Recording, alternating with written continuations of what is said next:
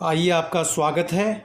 और आज हम इस पार्ट में डिस्कस करने वाले हैं एंटी टीबी ड्रग जो है उनके बारे में।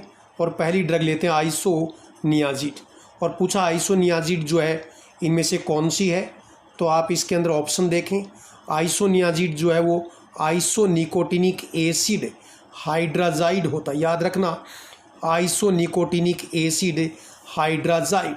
यहाँ ऑप्शन में आपको कंफ्यूज करने के लिए देखो, निकोटिनिक एसिड हाइड्राजाइड दिया है, निकोटिनामाइड दिया है। इसका आंसर क्या है? डी।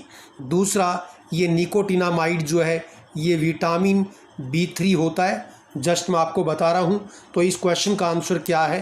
4, आइसोनिकोटिनिक acid hydrazide. इसके बाद में क्वेश्चन नंबर 2 की बात करें। क्वेश्चन नंबर 2 में लिखा है DOTS was launched by WHO in 1995 to control। तो डोट्स का मतलब directly observe treatment short course. तो directly observe treatment short course इसको WHO ने लॉन्च किया, किसको कंट्रोल करने के लिए? तो इसका आंसर है ट्यूबरक्लोसिस को कंट्रोल करने के लिए। इसके बाद में क्वेश्चन नंबर 3 की बात करें। क्वेश्चन नंबर 3 में है select an anti TB drug among the given. जो आपको ऑप्शन दिए हैं कि जैसे सैलिसिलिक एसिड, ये है acetyl salicylic acid, para amino salicylic acid, methyl salicylate.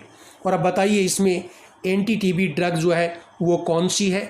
तो एक एंटी टीबी ड्रग है जिसका नाम है PAS और इसका पूरा नाम है पैरा एमिनो सैलिसिलिक एसिड। तो इसका आंसर क्या है? C। यदि मैं आपको जस्ट जानकारी के लिए पूछूं कि इसमें एस्प्रिन कौन सी है, तो ये जो है आपका एसिटाइल सैलिसिलिक एसिड क्या होता है? एस्प्रिन होता है।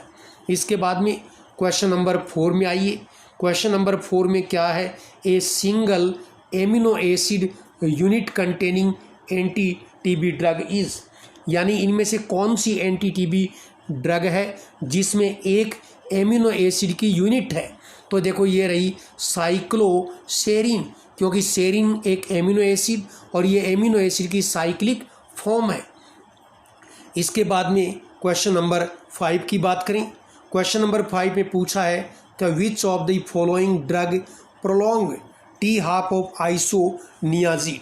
INH का मतलब आइसोनियाज़िड, यानी इनमें से कौन सी ड्रग है जो आइसोनियाज़िड का टी हाफ या ब्लड में इसका कंसंट्रेशन ज़्यादा देर तक मेंटेन रहेगा? ऐसी कौन सी ड्रग है?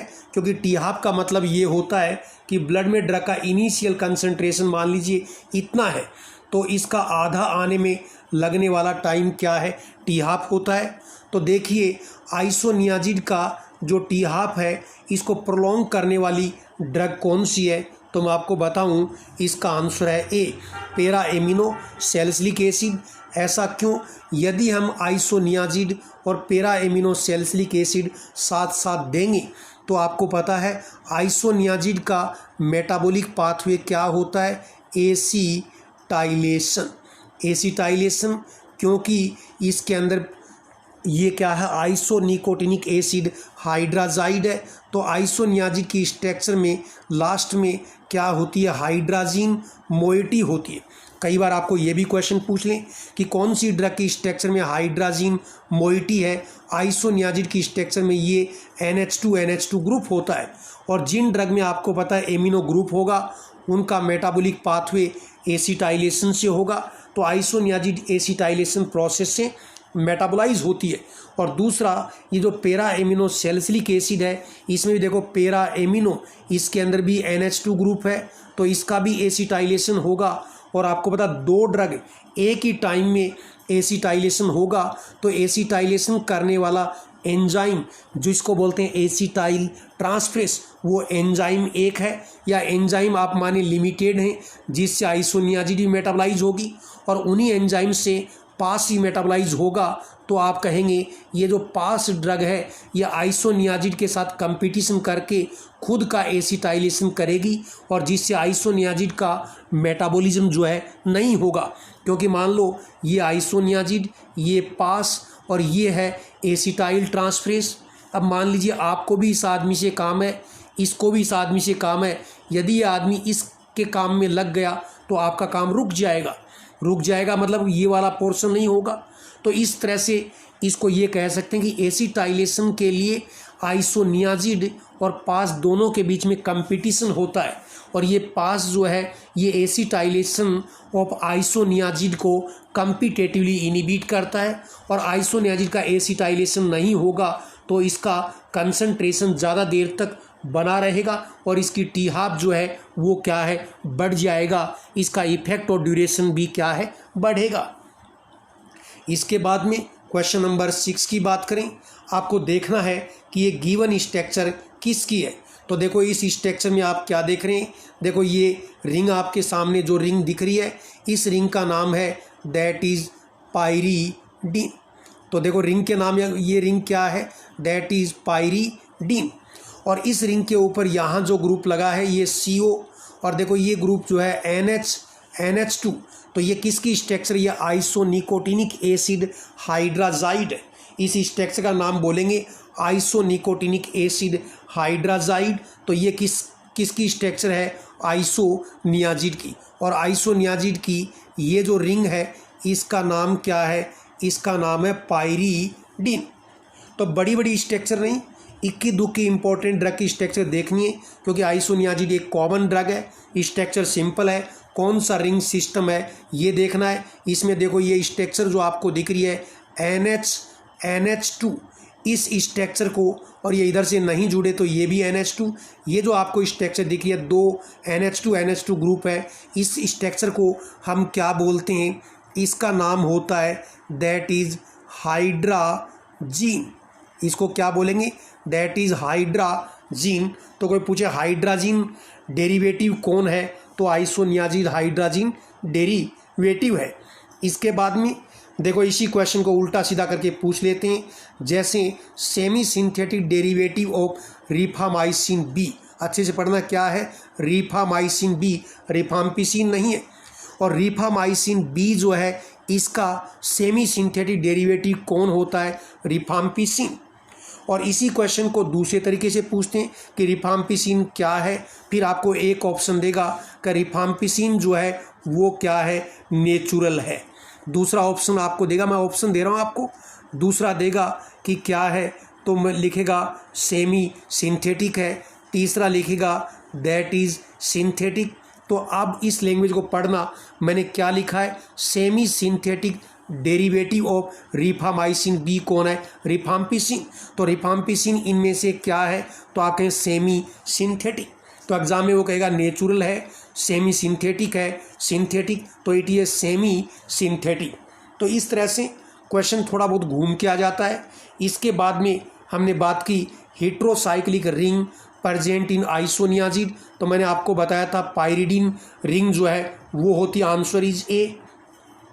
इसके बाद में क्वेश्चन नंबर 9 क्या पूछा है, rifampicin resistance develop due to mutation in. Rifampicin से यदि रेजिस्टेंस आ जाता है तो कौन सी साइट के ऊपर म्यूटेशन होता है, इसका आंसर ए, रिपो-बी जीन।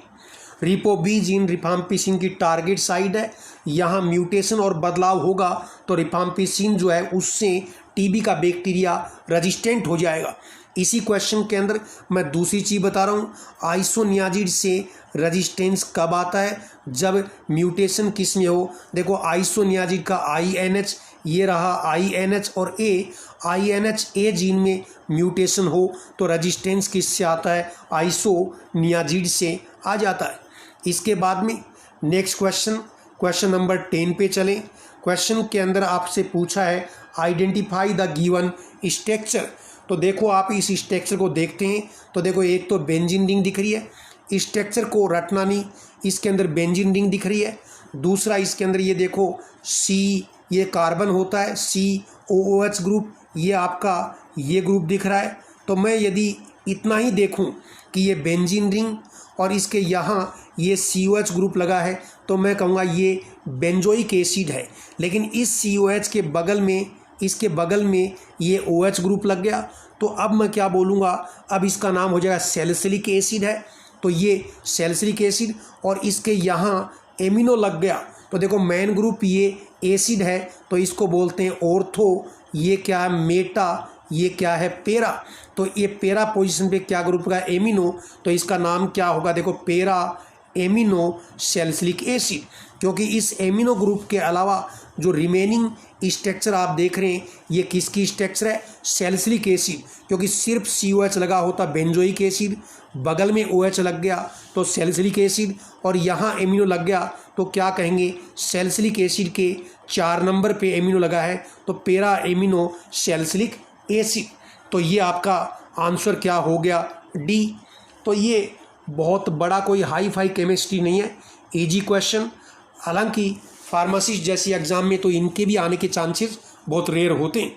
इसके बाद में नेक्स्ट है structure and mechanism of rifabutin is related to.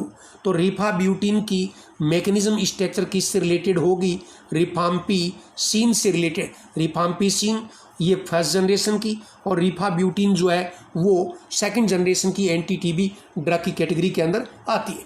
फिर क्वेश्चन नंबर 12 की बात करें। क्वेश्चन नंबर 12 में है which antibiotic is obtained from S orchidaceus, यानी कौन सी एंटीबायोटिक इस माइक्रो ऑर्गेनिज्म से ऑब्टेन्ड होती है। तो इसके अंदर आंसर है दैट इज साइक्लोसेरिन। और कुछ थोड़ा बहुत याद करना हो तो देखो इसको ऐसे कर लें, ये देखो ये O साइक्लो का O और ये क्या है S, इसको थोड़ा उल्टा किया तो ये S हो गया, ये O हो गया। यानी कोई तुकबंदी आप करेंगे तो चीज़ें आपको आसानी से याद होती हैं। तो कुछ चीज़ें आपको टेस्ट के माध्यम से आपको बताते हैं ताकि आसान रहे। अब क्वेश्चन नंबर 13 की बात करें कि स्ट्रक्चर जो गिवन स्ट्रक्चर है ये कौन सी NT-TB ड्रग की है। तो देखो ये जो रिंग आपको दिख रही है ये पायराजीन रिंग है, ये 1 नंबर हो गया, ये 2 नंबर। इसको हम क्या बोलेंगे, इस का नाम यदि मैं कहूँ कि इस रिंग को हम क्या बोलेंगे तो इसको कहेंगे पायराजीन। ये तो हेटेरोसाइक्लिक रिंग है। और इसके 2 नंबर के ऊपर जो ग्रुप लगा CONH इसको बोलेंगे 2 क्या है, कार्बोक्सा। कार्बोक्सा क्या है, माइड, कार्बोक्सामाइड। तो ये पायराजीन 2 और फिर इस पे क्या लगा CAR कार्बोक्सा MID कार्बोक्सामाइड, ये CONH ग्रुप कार्बोक्सामाइड। तो ये पायराजीन 2 कार्बोक्सामाइड, ये तो मैंने इसका आपको IUPAC नेमिंग बताया है। और इस ड्रग का नाम क्या है, दिस इज पायराजीन 2 कार्बोक्सामाइड। इसी से इसका नाम आप समझ सकते हैं ये क्या होगा,